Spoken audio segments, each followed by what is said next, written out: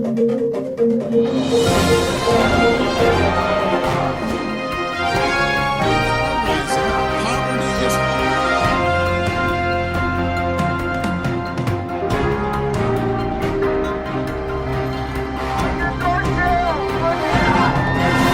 me an up-close and personal view.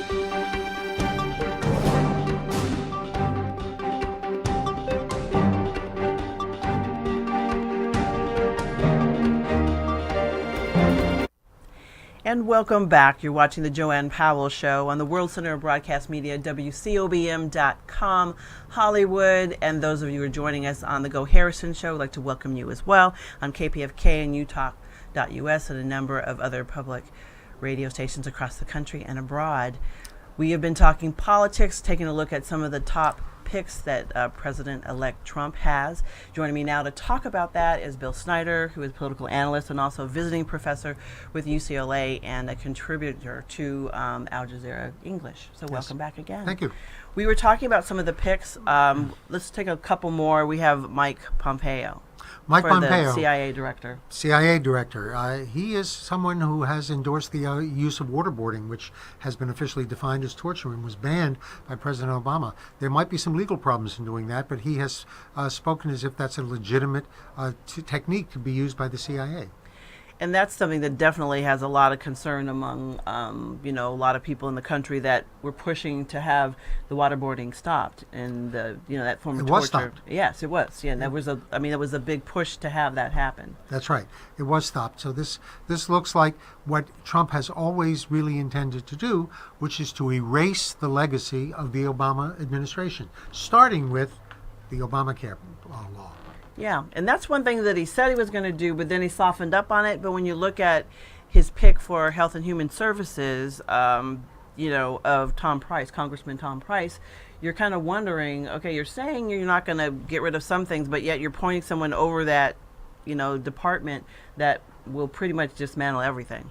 Tom Price has not only spearheaded the campaign against Obamacare, but he has come up with an alternative plan. Remember, they talk about repeal it and replace it. Right. He has a replacement plan, which is very different. There's no mandate, which is the most unpopular part of Obamacare. It doesn't require people to buy health insurance.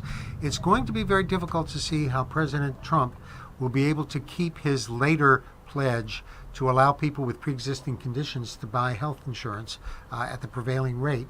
How he can do that with removing the mandate at the same time. Yeah. If you don't require younger, healthier people to buy health insurance, it's hard to see how insurance companies will be able to cover people with pre-existing conditions. It's just unworkable.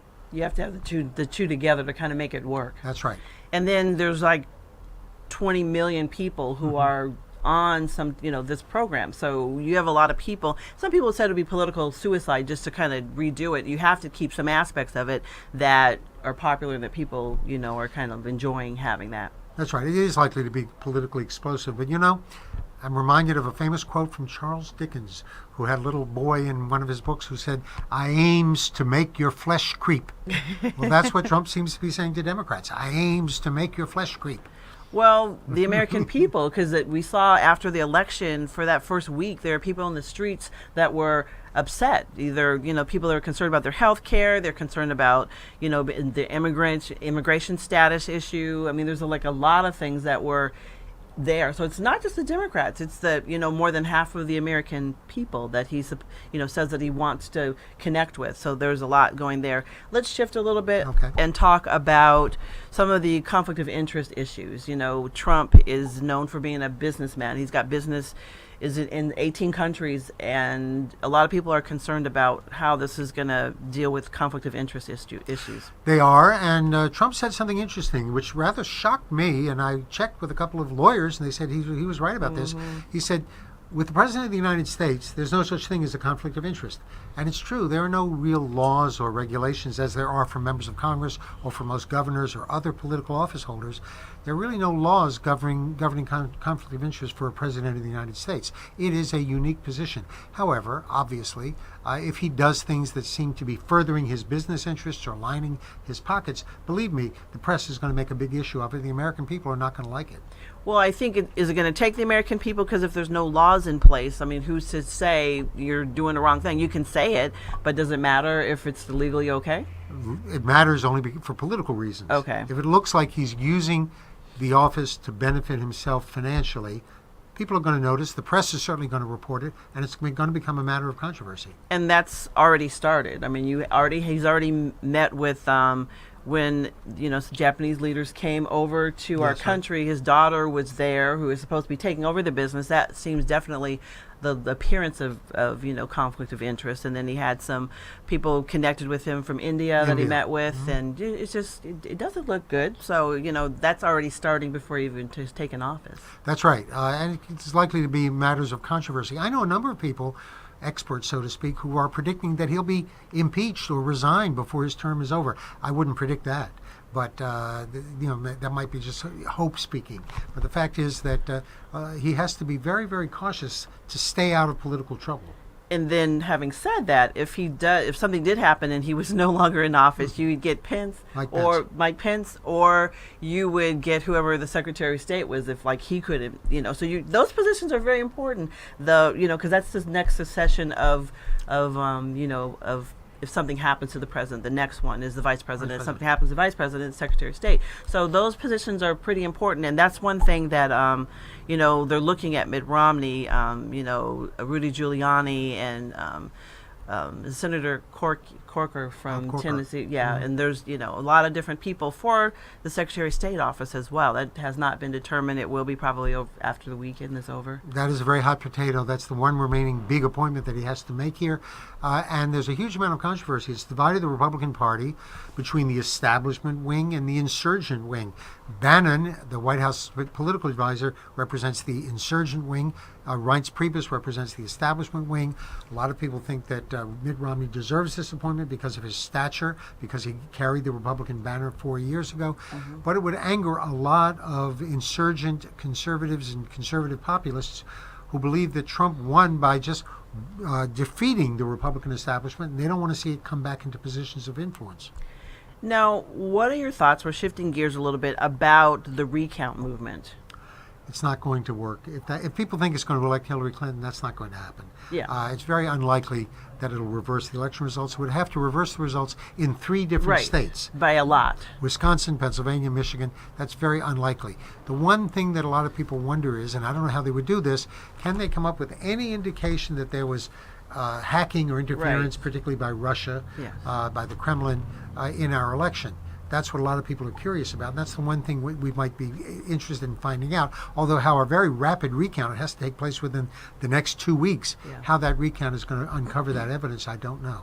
Yeah, so we'll have to see what happens, but like you're saying, in terms of it changing things, because there was such a large gap. Usually when you do recounts, you might get a few hundred to make a difference. If it was that close, maybe, but because there are a few thousand, several thousand votes between in those states, and that's something that we'll be looking at.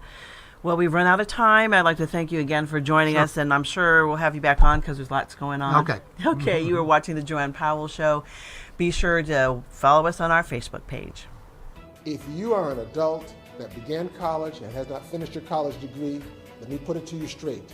If your lifestyle and your standard of living is not becoming to you, then you should be coming to us, Oakwood University Elite Program. We are the fast, flexible adult degree completion program for the busy adult, like you. Register today. Go to oakwoodleap.com or call 256-726-7098. It's time to leap.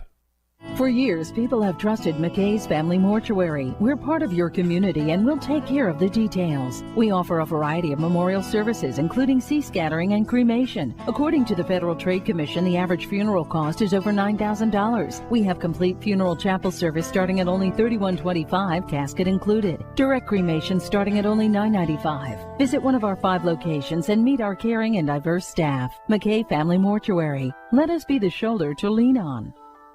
Thanks to Oakwood University and the LEAP program, I have now a college degree.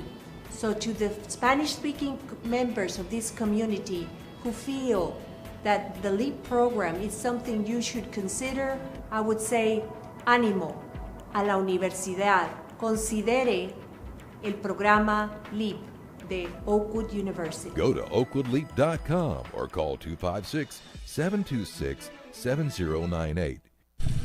Seize the Day Scuba for your best scuba experience above and below the sea.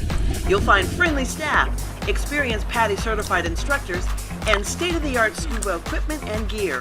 Join our dive club and we'll help you plan memorable scuba excursions. Immerse yourself. Seize the Day Scuba, serving Southern California. Call 949-220-0500 to create your scuba experience.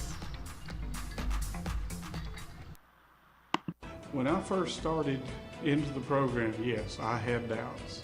I was really impressed with Oakwood University, with the faculty and the staff and the student body. It was a really good experience, and I would definitely recommend it to anyone who was thinking about going back and finishing their degree.